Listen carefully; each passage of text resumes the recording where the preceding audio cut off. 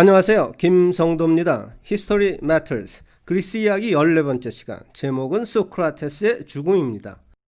소크라테스가 젊은이를 타락시켰다는 것과 그리스 신을 믿지 않는다는 두 가지의 죄목으로 기소되었는데, 젊은이는 알키비아데스를 지칭하고 두 사람은 동성애적 애인 관계를 대가로 지식을 전수하는 스승 제자 관계였는데, 이와 같은 교육 방식은 당시에 고대 그리스에서 일상적인 것이었습니다. 지혜란 가장 아름다운 것들 가운데 하나이며, 에로스는 아름다운 것에 대한 사랑입니다. 플라톤의 저서 향연에 나오는 얘기입니다. 소크라테스는 중무장 보병으로, 귀족 가문의 알키비에데스는 기병으로 펠레포네수스 전쟁의 격전지인 포테다이아 및 델리온 전투의 참전 용사들이었고, 포테다이오 전투는 특히 소크라테스가 알키비아데스를 죽음 직전의 위험으로부터 구해낸 것으로 유명한데, 죽음을 면하기란 그다지 어려운 일이 아닙니다. 그보다는 오히려 비굴함을 면하기가 훨씬 어렵습니다. 라고 했습니다.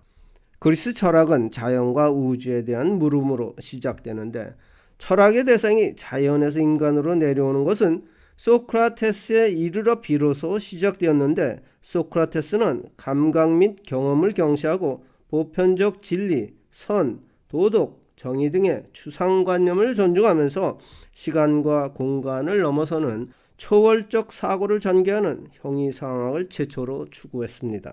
최초의 소피스트라고 불리우는 프로타고라스는 인간은 만물의 척도다라고 했는데, 이는 진리를 절대성의 개념이 아닌 진리의 상대성을 주장하는 것이었습니다. 소피스트들은 플라톤과 아리스토텔레스의 관념론을 거부하고 유물론적 경험론을 주장하면서 대립적 위치에 섰고, 최초의 실증주의자들로서 인본주의적 계몽주의자들이었고, 중세의 오컴, 근대의 데이빗 휴머를 거쳐 현대 위트겐슈타인에 이르는 경험 분석 철학의 선구자들이었습니다.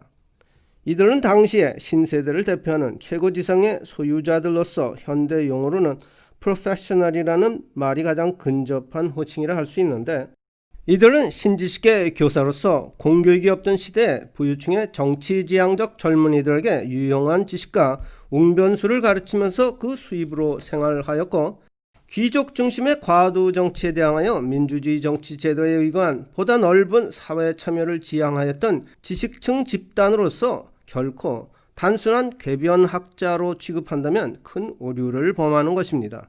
이런 잘못된 의미는 귀족주의자들인 플라톤과 그 제자들에 의해 채색된 것이었는데, 아테네 시민들은 펠레포네수스 패전의 원흉으로 알키비아데스를 지목하였으나 그는 이미 죽었고 속죄양으로 그의 스승인 소크라테스를 지목한 것입니다. 배심은 501명 중 281대 220으로 유죄가 되었고, 민회는 단 한 번의 표결로 사형을 선고했습니다.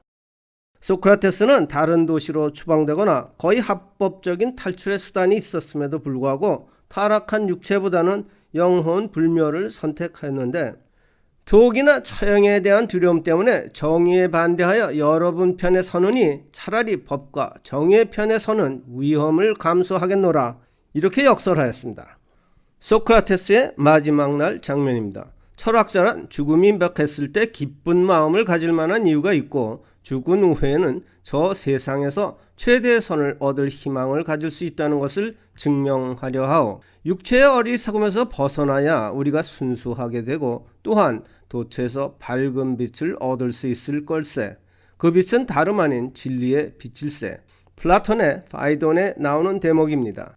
당시 아테네 정국은 펠레포네수스 전쟁의 혼란 속에 민주파와 과두파 간의 대결이 극단으로 치닫는 상황 속에서 소크라테스의 재판은 민주파에 대한 과두파의 정치적 패배였고, 소피스트의 경험론에 대한 귀족의 관념론의 후퇴였습니다.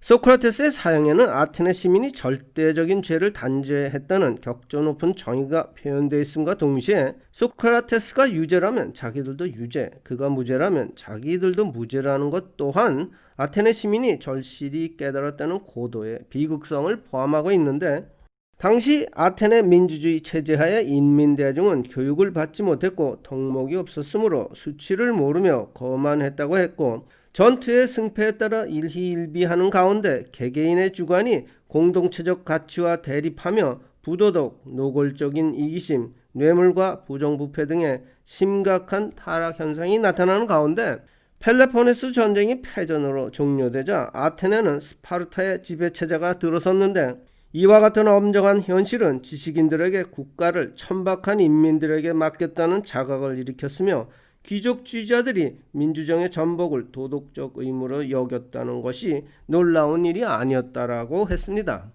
여기에서 선인들의 말을 살펴보면 프랑스 학자 알렉스 토크빌은 Democracy in America라는 저술을 통해 다수의 폭정, 즉 민주정으로 조직된 민중들의 권력이 왕 또는 귀족들의 독재보다 더 위협적일 수 있다라고 하면서, 특히 물질주의가 지식인들을 소외시키면 사회는 보다 더 평범한 수준으로 전락될 수 있다는 점을 우려했는데, 패전의 여파는 그 누구도 도편 추방되지 않거나 사형을 받지 않고서는 진정한 아테네의 자식이 될 수 없었다는 씁쓸한 회고만이 남았다고 했는데, 다음 시간에는 그리스 이야기 15번째 시간, 플라톤 대 아리스토텔레스입니다. 존재하는 것에는 보이는 것과 보이지 않는 것 두 가지가 있다.